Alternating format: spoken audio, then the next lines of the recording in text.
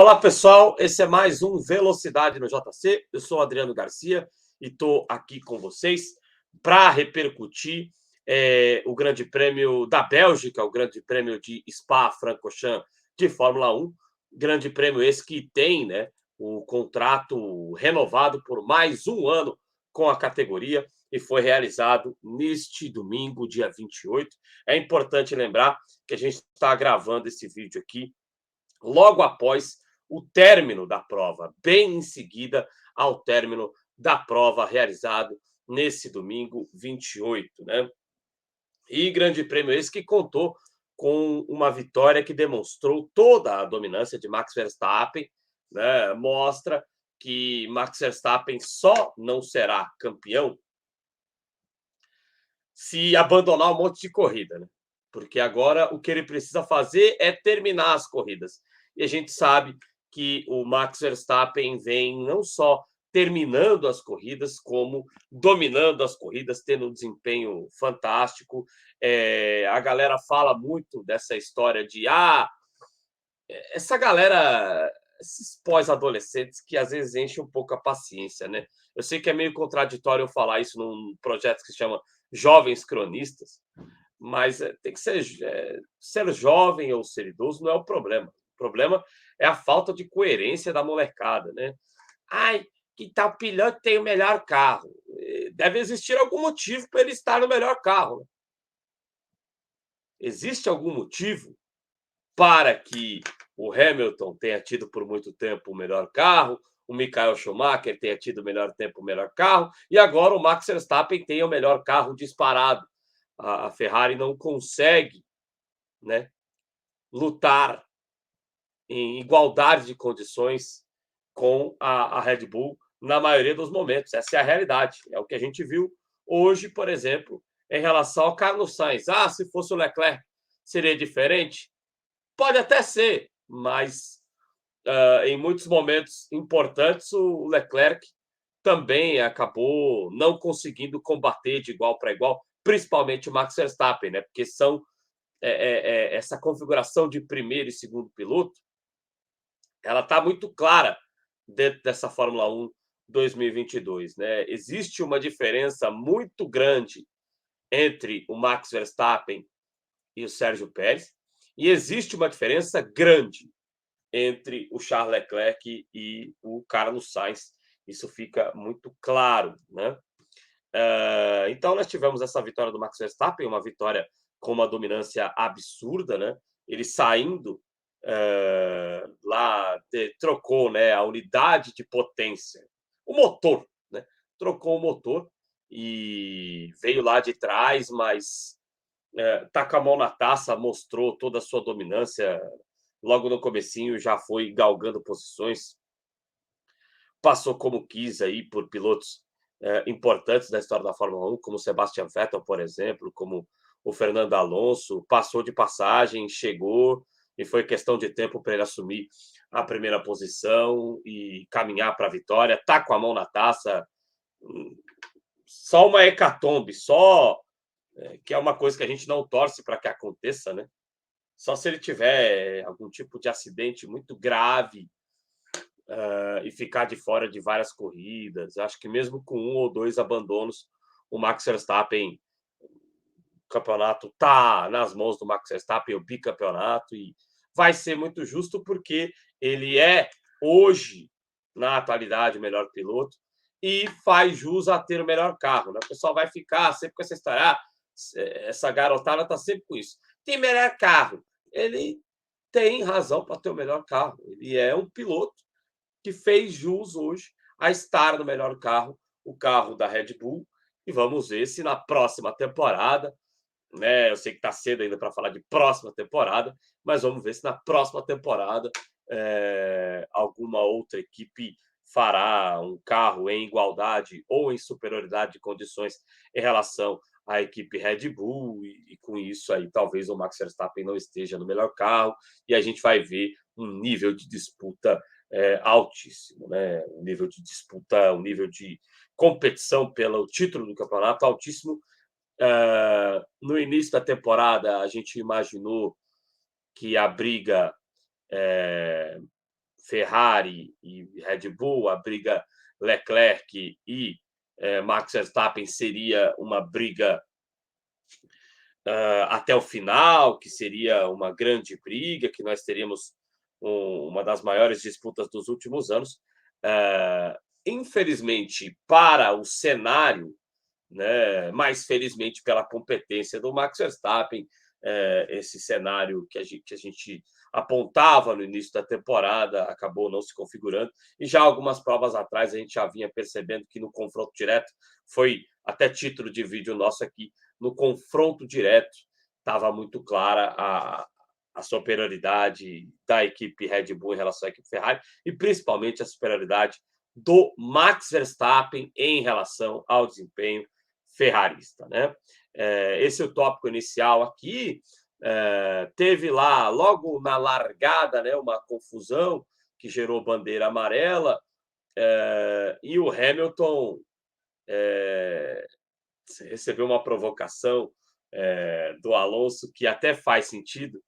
O problema maior é a falta de elegância, né, do Fernando Alonso, que também não é nenhuma novidade, né? Fernando Alonso, que nunca foi um cara muito elegante, até melhorou muito de uns anos para cá, porque nunca foi um poço de elegância, muito pelo contrário. Muita gente crê que ele poderia ter galgado mais títulos e ter estado mais vezes nessa história, que agora o pessoal está falando aí, melhor carro, né? Poderia ter estado mais vezes com o melhor carro, o Fernando Alonso, se não fosse tão bocudo e tão deselegante muitas vezes, né? E aí o Hamilton, a cabeça dele está um trevo, né? A frase do Fernando Alonso, se não tivesse sido dita num contexto tão desrespeitoso, de uma maneira tão desrespeitosa, melhor dizendo, eu acho que talvez até caberia a gente concordar 100% com ela. Vamos abrir aspas para Fernando Alonso, né? Hamilton é um idiota, mega estrela que só sabe guiar quando está na frente. Foi isso que Fernando Alonso, até anotei para dizer exatamente a aspas do Alonso. Vou repetir. Abre aspas para Fernando Alonso. Hamilton é um idiota, mega estrela que só sabe guiar quando está na frente. Fecha aspas para Fernando Alonso, né? O engraçado é que o Fernando Alonso também é uma mega estrela que não sabe lidar com o fato de estar atrás do pelotão. Fernando Alonso, que por sinal vai para Aston Martin na próxima temporada, né? Eu acho que não sei o que prometeram para ele, não sei como a Aston Martin vai vir para a próxima temporada. A Aston Martin, que é o atual carro de Sebastian Vettel e também do Lance Stroll. Não sei o que prometeram para o Alonso, mas a equipe Alpine, né, o grupo Renault, através da equipe Alpine, dá ao menos ao Alonso a possibilidade de competir com regularidade entre os 10 primeiros. O Alonso está fazendo uma boa temporada com o carro da Alpine. O Alonso corre sério risco de brigar no pelotão de baixo com o carro da Aston Martin, se o carro da Aston Martin não melhorar muito. É um carro que, nesta temporada atual, está muito abaixo do carro da própria Alpine. Agora, não sei o que prometeram para o Alonso, não sei como é que o Alonso vai vir na próxima temporada, né? Eu acho que deselegância do Alonso à parte, eu acho muito deselegante falar isso no rádio e expor isso em rede mundial de televisão. O Hamilton realmente, a cabeça dele está um trevo pilotando ali no meio do pelotão, né? Estava claro que o Hamilton ia passar a qualquer momento o Fernando Alonso, e já na primeira disputa ali ele tenta colocar o carro por fora. Ficou claro ali que nessa pista, e principalmente naquela curva, passar por fora é realmente um risco muito grande. O Alonso não jogou o carro em cima dele. O Alonso estava na linha dele, estava na linha certa, e aí o Hamilton tenta forçar a barra, e aí bate na roda do Alonso, decola, o Alonso consegue permanecer na corrida, inclusive mantendo o desempenho, e termina a prova do Lewis Hamilton. Foi até simbólica aquela imagem do Lewis Hamilton, não vou colocar aqui, né? Mas foi simbólica aquela imagem do Lewis Hamilton caminhando sozinho, né? Os fãs do Hamilton até reclamaram do Sérgio Maurício. Eu tenho minhas reservas ao Sérgio Maurício enquanto algumas posturas pessoais dele. Acho um bom narrador, um cara apaixonado por Fórmula 1.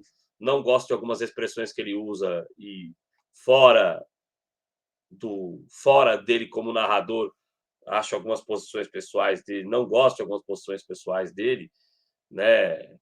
E não vou entrar nesse mérito aqui, porque também é um vídeo de Fórmula 1, não é vídeo para analisar a personalidade e as escolhas, os gostos e as ideologias de cada um.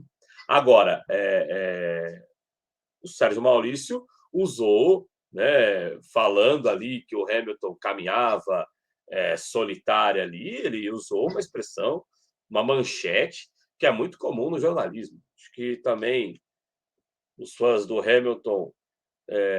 O legal é que os fãs do Hamilton eles exageram em coisas assim que são até meigas, né? São até bonitinhas, né? São até, sabe, diferente dos que o odeiam, que partem para um lado que a gente só tem a lamentar, né? Mas assim, eu acho que o Sérgio Maurício, dessa vez, eu acho que ele fez algo que é comum no jornalismo. É que nem aquela história no futebol que perguntaram para o Vitor Pereira, do Corinthians, se ele tinha risco pelo seu cargo. É uma pergunta comum no jornalismo, né? E teve torcedor que não gostou e tal. E a expressão que o Sérgio Maurício usou com o Hamilton caminhando insólito ali na brita, parecia que estava caminhando numa quebrada ali meio esquisita, sabe? É muito comum você dizer que o cara está caminhando sozinho. É uma manchete boa. Acho que dessa vez eu não vou criticar o Sérgio Maurício, não, e até evito criticá-lo, né? Então, o Hamilton precisa conviver, né? Eu pego principalmente essa segunda parte da frase, né? Eu vou adaptar esta frase, porque ele disse só sabe pilotar quando está na frente.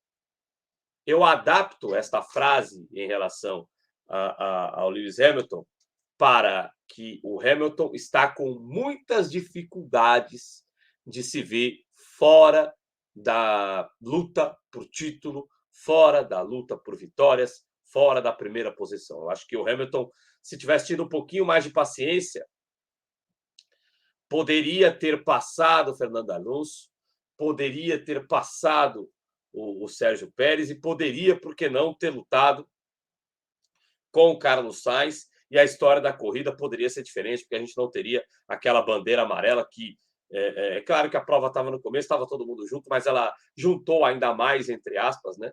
E facilitou as coisas para o Max Verstappen. É muito provável que o Verstappen até vencesse, mas a corrida do Verstappen, se não fosse aquela bandeira amarela, poderia ter atrasado um pouco mais, né? Foi muito confortável a corrida para o Max Verstappen e, no meu entendimento, aquele safety car ajudou, né? Lá na frente, nós poderíamos ter uma briga entre, de repente, até mesmo o Hamilton e o Sainz, e o Verstappen chegando, poderíamos ter uma briga tripla, né? E a falta de paciência do Hamilton, querer resolver tudo na primeira curva, acabou atrapalhando. Eu acho que o Hamilton é um piloto experiente o suficiente para não fazer aquilo, não deveria ter feito aquilo com a experiência que tem, e espero que ele não cometa mais esse tipo de erro, porque é um erro de principiante, né? É um erro que cometeria, por exemplo, o Max no início da carreira ou o pai do Max a carreira inteira, que o pai do Max tinha o pé pesado, mas era completamente maluco. O Jos Verstappen, que está pilotando ainda carro de turismo. O turismo, rally, o Jos Verstappen.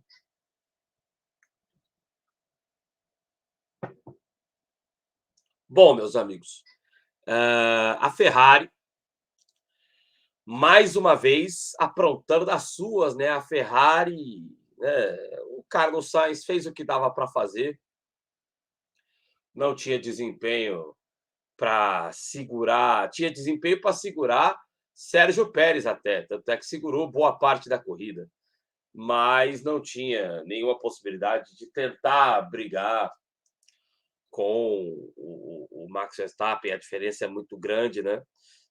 E não é esse o tópico de Ferrari aprontando mais uma vez das suas. Ferrari chegar ao pódio com o Carlos Sainz. É importante destacar a boa corrida que fez o Charles Leclerc, né? Ele conseguiu ali seguir o desempenho do Max Verstappen até uma certa altura, depois estabeleceu sua diferença, porque o Max Verstappen, claro, foi para ganhar a prova e o Charles Leclerc mas avançou ali para a quinta posição, mesmo tendo que parar cedo, e aí quando a fase é ruim, dá tudo errado mesmo, né?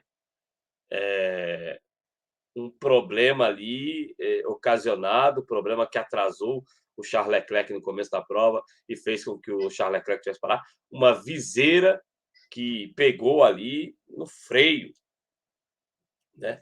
Uma viseira que atingiu o sistema de freio. É muito azar, né? É muito azar do Charles Leclerc. Só que se fosse só esse o azar do Charles Leclerc, beleza, ele fez uma prova de recuperação muito boa e chegou à quinta posição. O problema é que hoje em dia é azar pilotar para a Ferrari. Hoje em dia é azar pilotar para a Ferrari. E aí ele estava lá, sossegado, na boa, na quinta posição, com uma diferença muito grande estabelecida em relação ao Fernando Alonso. Aí a equipe, sem calcular direito o tempo de retorno à pista, chama ele para os boxes. Ele perde a posição para Fernando Alonso. No desespero de ver Fernando Alonso tomando a sua posição, ele acelera no pit, toma uma punição de 5 segundos ao final da prova, ele ainda consegue fazer a ultrapassagem a Fernando Alonso, só que tinha muito pouco tempo. E o fato de ter o Alonso à sua frente o atrapalhando na volta dos boxes faz com que o Charles Leclerc não consiga a melhor volta da prova. Então, perde 2 pontos numa burrice atroz da equipe Ferrari. Poderia ter chamado, poderia não ter chamado, porque o tempo era muito curto. Ou, se quisesse arriscar, chamasse antes, né? Mas realmente é uma burrice atroz que cometeu a Ferrari, atrapalhando a prova do Charles Leclerc. Não é por esse lance que o Charles Leclerc já perdeu o campeonato, não é por isso, né? Ele já perdeu porque a diferença estabelecida é muito grande, mas, sabe, é a mostra de que é um time que continua totalmente perdido, há vários anos totalmente perdido. Esse ano tem o segundo melhor carro, tem um carro competitivo, tem um carro que em algumas pistas é melhor que o carro da Red Bull, mas não basta somente ter um bom carro, né? É preciso ter o mínimo de organização. E a Ferrari hoje é uma bagunça institucional completa, é patética. A organização institucional e o planejamento, a capacidade de planejamento da equipe Ferrari são, infelizmente, patéticos. É esse o registro que deve ser feito, né? O Russell, com a equipe Mercedes, ameaçou pressionar ali na busca por uma vaga no pódio, né? Mas acabou não conseguindo, né? Ele começou a diminuir ali a diferença em relação ao Carlos Sainz nas últimas voltas, mas o Sainz conseguiu reagir bem, conseguiu manter ali uma distância na reta final da prova e garantir com isso o lugar no pódio, a terceira posição. Mas o Russell, mais uma prova consistente do Russell, mais uma prova em que o Russell faz o feijão com arroz e consegue levar a Mercedes a um bom quarto lugar, a um bom posto, ao seu limite dentro do que a Mercedes pode chegar. É claro que o Hamilton poderia algo mais na corrida, acho que poderia, mas resolveu fazer a bobagem que fez.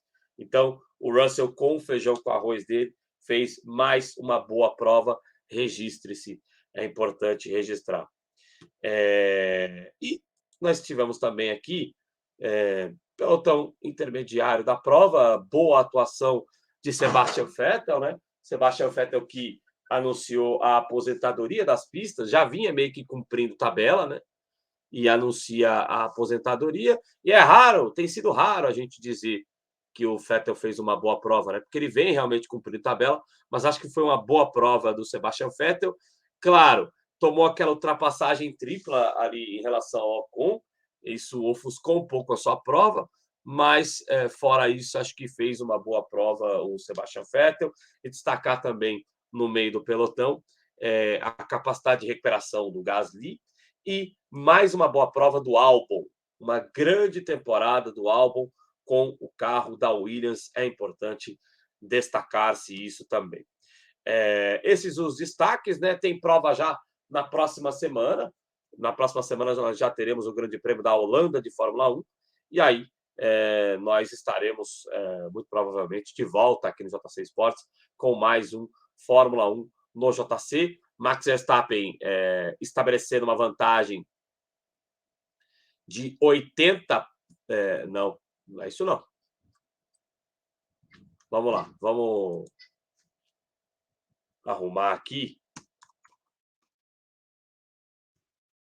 Vamos conferir a classificação do Mundial de Pilotos da Fórmula 1 nesta prova em Spa-Francorchamps, né? Uma vantagem enorme aí para o Max Verstappen, que fez uma prova dominante, vencendo após sair da 15ª posição.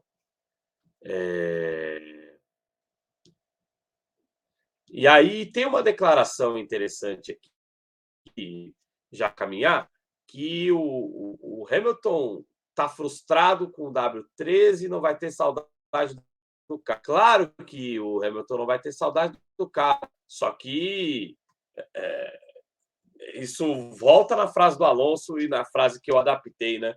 Dificuldade de não estar na frente. Acho que alguns erros, e principalmente este hoje que o Hamilton comete, também corroboram com o momento ruim do carro. Não é só o carro que é ruim. O Hamilton não está sabendo lidar com esse carro ruim. É importante a gente observar isso aqui, né? São 80 pontos de vantagem em relação a Max Verstappen e Charles Leclerc, né? 258 a 178. Acho que tá errado, hein?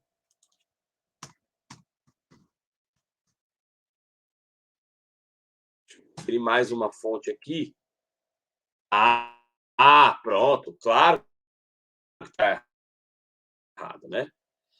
A classificação do campeonato é a seguinte: 284 pontos para Max Verstappen contra 191 de Charles Leclerc, aliás, contra 191 de Sérgio Pérez. E aí até uma coisa legal que foi falado na transmissão da TV brasileira, né? Agora a luta da Red Bull nem é só fazer o feijão com arroz para o Max. Eu acho que a grande luta da Red Bull agora é para que o Sérgio Pérez garanta essa segunda posição, a dobradinha no Mundial de Pilotos, né? E tem plenas condições o Sérgio Pérez, principalmente com essas trapalhadas da Ferrari, de fazer com que garanta essa segunda posição de pilotos. O segundo piloto, o Sérgio Pérez, o piloto mexicano da equipe Red Bull. Acho que a grande luta agora é para que tenha essa dobradinha no Mundial de Pilotos, porque é ponto pacífico. Como eu disse, só uma grande tragédia tira um grande acontecimento, tira o título de Max Verstappen. Então, o trabalho agora da Red Bull deve ser um trabalho no sentido de fazer com que Sérgio Pérez seja o vice-campeão da temporada. Ele tem uma vitória e 7 pódios até o momento, o Sérgio Pérez, né? Charles Leclerc na terceira posição com 186 pontos, o Carlos Sainz é o quarto com 171, o quinto é o Russell, regular, George Russell, ótima temporada do George Russell com 170 pontos, um ponto só atrás do Sainz. Hamilton tem o hiato entre Russell e Hamilton.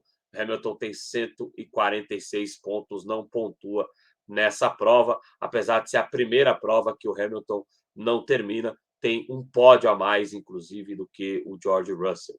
No Mundial de Construtores, 475 pontos para Red Bull, 357 pontos para Ferrari, A Mercedes tem 316 pontos. Ferrari que não fica esperto com esse vice-campeonato de construtores aí não, hein? Alpine 115 pontos, McLaren 95, Alfa Romeo 51, Haas 34, AlphaTauri 29, a Aston Martin, para onde vai Fernando Alonso, tem só 24 pontos, é a penúltima colocada no campeonato, e a Williams com 4 pontos graças ao álbum. Então, veja vocês, essa coisa do Alonso ir para Aston Martin eu não entendi, e tá claro aí que a Ferrari tem que segurar o segundo lugar no Mundial de Construtores, assim como a questão dos pilotos, já está também isso praticamente resolvido para a equipe Red Bull, fez o melhor carro e tem mérito em ter conseguido, em conseguir tamanha vantagem a equipe Red Bull. É isso. Próxima semana, como eu disse, tem Grande Prêmio da Holanda e nós estaremos aqui no JC Esportes para trazer os principais comentários para você, o que foi assunto em relação ao Grande Prêmio da Holanda nesta volta para a reta final da temporada da Fórmula 1. Você, por favor, deixe o seu comentário, opine sobre o que nós comentamos aqui. Ficou faltando algum tópico?